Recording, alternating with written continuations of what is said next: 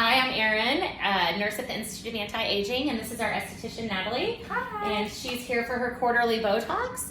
So we know that we may use this video for some training, so we're going to talk about the things we talk about with patients and do a full treatment on her. So, Natalie, you know that Botox works to inhibit the forceful contraction of muscles in our face, right? So if we can make it where when we flex the muscles between our brows that the skin no longer creases, or if we can relax it when we raise our eyebrows so that this skin no longer creases, we'll start to see a lot more smoothing. We'll see the skin look great and give it a more arrested, youthful appearance. So I know the areas you like to treat. Let's talk about it. You want to do your forehead, The forehead. the glabella between your brows, around your eyes, yes. A little lip flip, we're going to do that. And then also our depressor angular oris muscle here that causes a downward turn. Oh, one more, mentalis. We're going to do her chin muscle as well. All right, so now I'm going to mark. And Natalie has a little bit of real estate up here. So I do about 18 units in Natalie's forehead, and I do it in 2-unit increments. So Natalie, raise your eyebrows really high. Her movement is still a bit restricted from her last Botox treatment, but that doesn't mean that we shouldn't do it. Because it's still a little bit restricted, the skin's not gonna start creasing and it's gonna keep looking great. There you go, furrow. So I can see the muscular attachment right there to the skin, so I make sure and mark that. It's not as obvious on this side, but I can see it on that corrugator there. And then furrow again, and then I can see where this procerus pushes down. I make sure and get in there, okay? And now she's got some strong orb oc, we call it, the orbis ocularis. So I just get multiple points, and Natalie likes to go all the way under the eye. We go as far as mid-pupil here, and we're good with it. I do 14 units around each of Natalie's eyes. Each of these sites, we do 2.8 units. Each of these sites, we do 2.8 units. Each of these, we do 2 units. One more big smile. One more smile. That's a little. Good. And then I also have her squeeze her eyes tight, really tight shut. And make sure that this dot here is where that pulls down. Same over here. See how that pulls down? Now relax. That will help to give her a pretty, not looking weird, but it'll just kind of elevate the tip of her brow a little bit, which always looks nice. She's got really pretty eyes. It's nice to open them up. That's why I like that dot in the middle. Exactly. Now pucker again. So here at our little lip flip, we do a very small amount. We do 2 ticks and 1 tick. 2 and 1. So that's 0.8 units, 0.4 units, 0.8, 0.4. And all that does, it just inhibits that little vertical lip line, and it also makes the lip roll out a little bit. And then same down here. 2 ticks medially, 1 tick laterally. Okay, and then frown. A little bit more like this. When she does that, you can see that muscle actually curves like a little C, a backward C, and you hit the outside of that backward C. Try again, relax. There it is. See the outside of that backward C. And you stay nice and superficial on these. If you go too deep, you could accidentally hit the muscle that elevates, and then she'll look like this. So make sure you stay nice and superficial and just get the top of that C. All right, and then we're also doing her mentalis muscle. So flex your chin. See how at cobblestones, you can really just see right where that attaches, right there. Right there. And in each of these, we do 5 ticks. So 2 units, 2 units, 2 units, 2 units. Sound good? All right, so I like to ice before I inject. I think the patients like it too, but everybody's different. So I like to place a little ice on my injection sites before I do them, particularly around the eye. And of course, some people will use a numbing cream if the patient has time and it works with your practice. It might be good to do.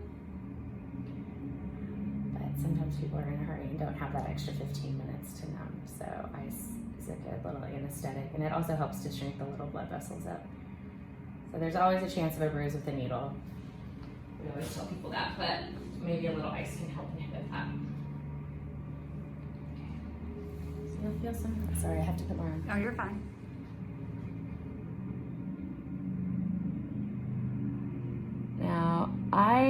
like to do the first injection there, and then because my needle is extra, extra sharp, I do the second one here under the eye.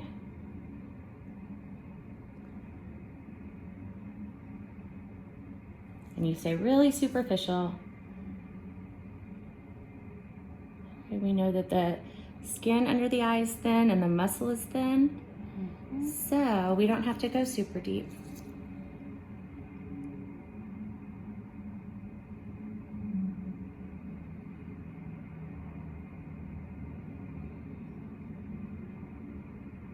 Great. Smile really big. Okay, and relax.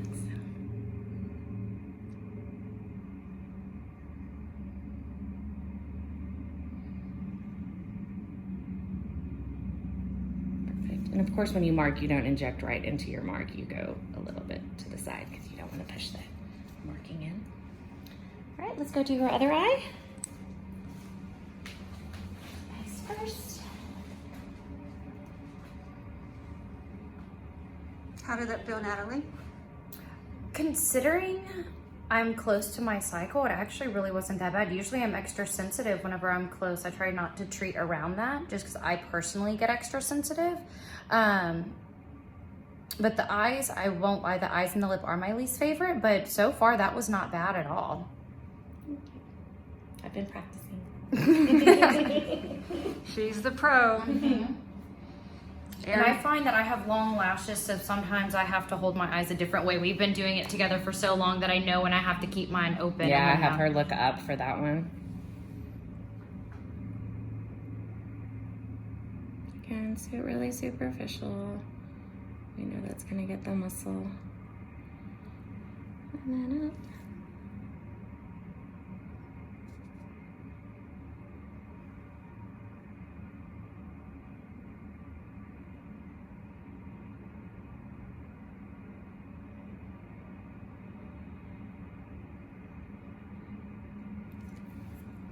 And this would probably be considered like a mildly aggressive treatment around the eye.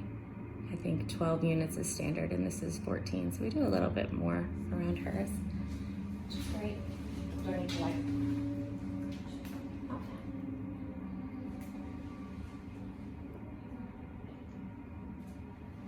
Yeah, I think we've grown around my eyes since we first started, but I like that little bit underneath, that extra one. Yeah.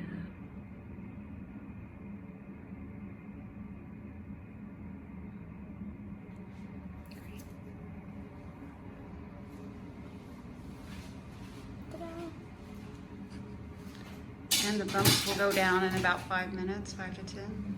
Yes. And I also, at the end of the treatment, I'll put and give my patient their ice that we used, and they can place it on those little bumps, and they'll go away even more quickly. So now I'm going to ice between her brows. No wine last night, so hopefully I'm not bleeding. You're not bleeding much at all. It's just little baby dots of blood. Nothing looks bruisey. Perfect. Of course, if it did look like it was going to bruise, I would hold pressure on it for about 2 minutes. But none of them do. Okay, furrow again, squint. Good, and relax. And of course, we know in these corrugators, we stay nice and superficial. Always remember your anatomy, right? The corrugators lay on top.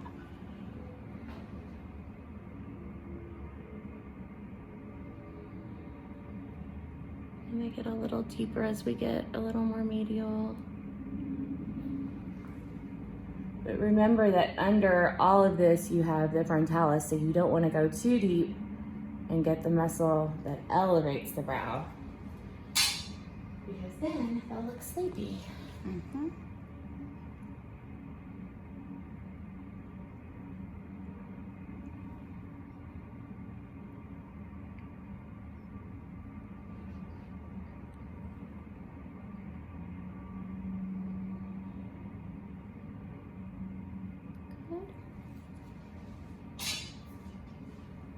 Okay, now I've got your little forehead. It's Little? so tiny. I've got one too.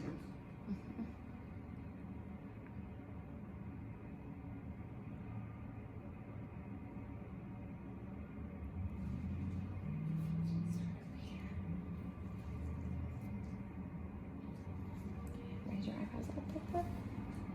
And relax. And Natalie is prone to a pointy eyebrow. Some people will call it Spock eye. Raise them up again. So we make sure to place them laterally enough that she doesn't do that, so she doesn't look permanently surprised.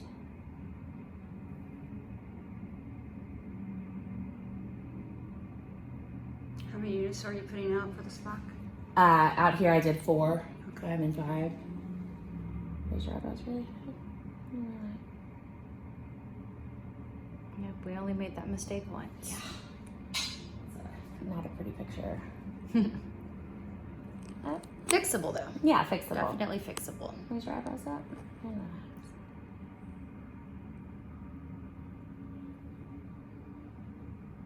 That's also why we tell all of our patients to do a 2-week follow-up, especially the first time they come in, just to make sure that everything Raise looks them up great.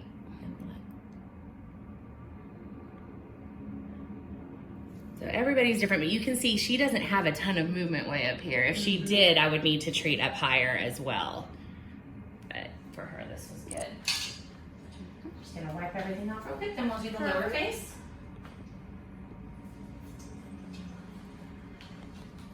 Just have that one.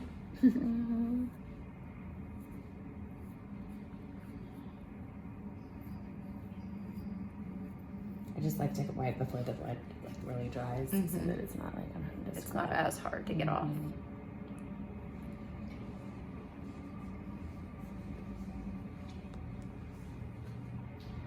So this can be sensitive. Sometimes I'll tell patients it's like pulling out a nose hair, but it's worth it. It looks great when it kicks in. It looks so good. It's my favorite. And it's also kind of nice if somebody's on the fence about lip filler, but because they want to know what they would look like with a fuller lip. This is a great way for them to see just a little preview. Okay, pucker and relax. And here again, I do 2 ticks. 1, 2. And then on the other side of that, I do 1. And 1, 1, 2, and 1. It does make your eyes water a little bit. But not bad. Yeah. And same on the bottom. 2 medially and 1 laterally. Besides the lip flip, the part that I love about it is because I feel like so many patients come in when they start to get the vertical lines, and those are the hardest things to treat once you have them. Agreed. So by being preventative with the Botox, that really does Getting help. some in there to inhibit that contraction up here, it really does. I would completely agree with that, because once those are etched in, Yeah. they are hard to take away. I'm going to tell you this way just a little bit. Okay. 2. 1.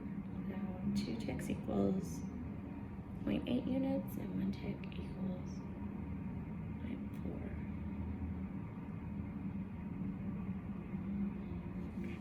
Good. Now we're going to do the muscle that tugs the corners of her mouth down, the depressor angular oris, and like we said, we can see that outline at the C. Turn your mouth down again. Good, and relax. Nice and superficial. And then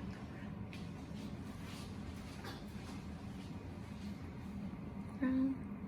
That one's even a little more obvious. Good.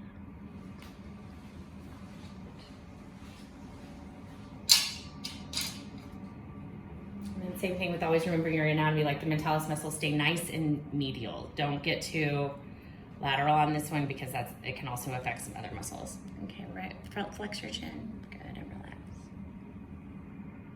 And this one you go deep.